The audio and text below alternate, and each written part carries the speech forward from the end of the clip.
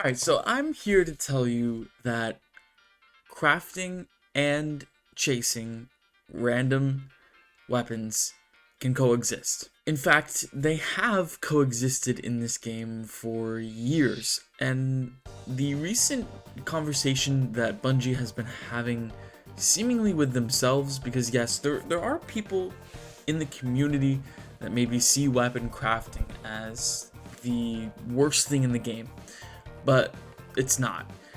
And those people should not be listened to. And well, maybe a little, like, give them a little bit, because yes, you'd still need chaseable weapons, right?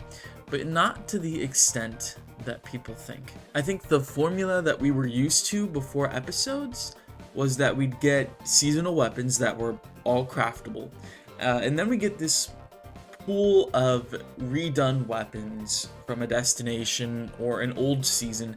They weren't craftable, but they were farmable and they were enhanceable. And then, of course, maybe we'd have a dungeon that didn't have enhanceable weapons, at least not at the time. Now, dungeons do have enhanceable weapons with Vesper's Host, but you would have to still chase those weapons as they randomly drop. They're not craftable. So we'd always have a nice balance of craftable loot versus chaseable loot. And I think that was the best time in Destiny, at least in terms of chasing weapons. Because everyone was happy. You had weapons to chase, you had weapons to craft, there wasn't too much of the other. And sure, there were seasons where maybe you didn't have a dungeon, but you still had reworked weapons with origin traits and new perks that were old weapons brought back to chase again. So, a good example is Season of the Wish. You had all these amazing craftable weapons like Scatter Signal and a few others that I can't remember off the top. That was probably the best one for sure. But you also had really good weapons that you could chase in the dungeon, like, of course, Indebted Kindness. Well, you also had reworked Dreaming City weapons as well, like Tiger Spite. So there was plenty of loot to chase in so many different ways to do it. And that, I think, is the pinnacle that Bungie should chase. And if you ask me, what should Apollo look like in terms of chasing versus crafting? Well, I think it should look similar to that. We're gonna have a season that releases with it. Those weapons should be craftable. Maybe you have old D1 weapons or old seasonal weapons reworked again to have origin traits, and those are chaseable but enhanceable. And then you have a raid at some point. Those weapons should be craftable as well, chase those patterns. And then if you have a dungeon at some point, I'm not sure if there's a dungeon releasing in Apollo, I think it's in Behemoth, but in that dungeon, again, have them be chaseable but enhanceable again, so that you satisfy that group. And I think you would quickly see people would stop complaining, at least as much. The reason this needs to happen is because burnout is so common in this game right now, and people see it as essentially a list of chores you have to do just to get a chance for a certain weapon to drop. And it's not fun.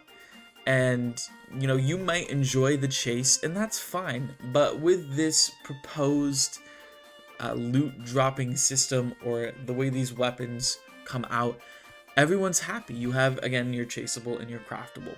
I think some people will think that weapon crafting should just not exist at all, but you need to respect the investment of any player, because you can invest maybe 12 hours into Destiny and doing Vesper's Host runs, and you could probably get anywhere in between 10 to 12 runs done in those 12 hours, right? Assuming on how fast you can do it, maybe 24 if you're a speedrunner or whatever.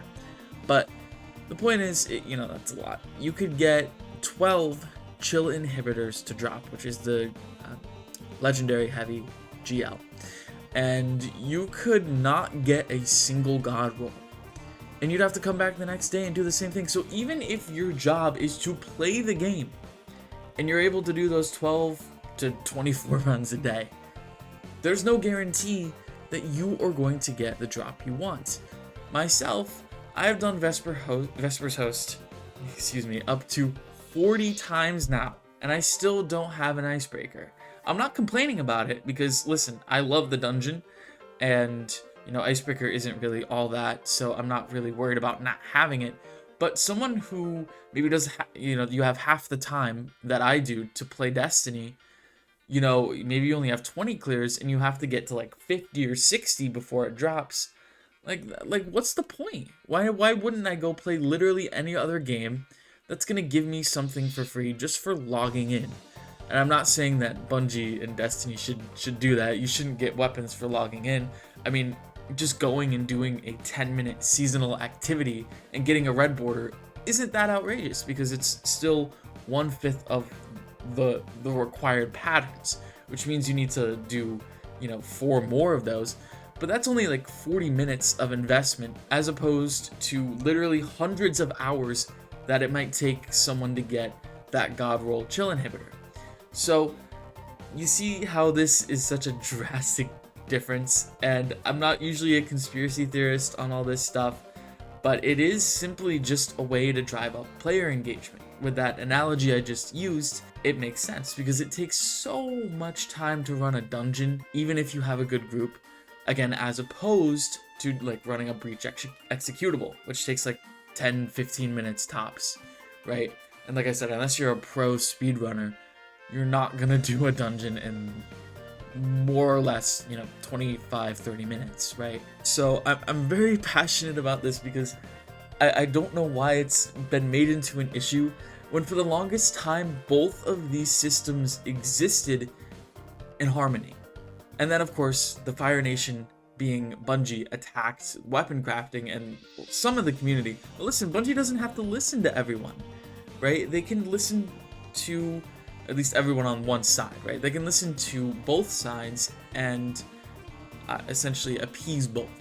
Another thing that people will say about weapon crafting is, let's say you're early in the seasonal grind or the raid grind, and you get a god roll, but it's pointless because, you're just going to craft it anyways, right? Well, what if they just made the possibility for you to enhance these weapons? What if they just made it possible for that to happen? You get the god roll right off the bat, boom, enhance it. You're done.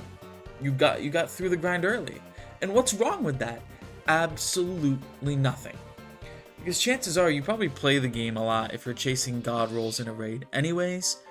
So, you're gonna play more of it to get the red border. And, let's say you get a PvE god roll, but that weapon's also good in PvP. That means you enhance the PvE version you have now, you make a PvP version when you get the pattern, and you save materials. Well, some materials, not that much.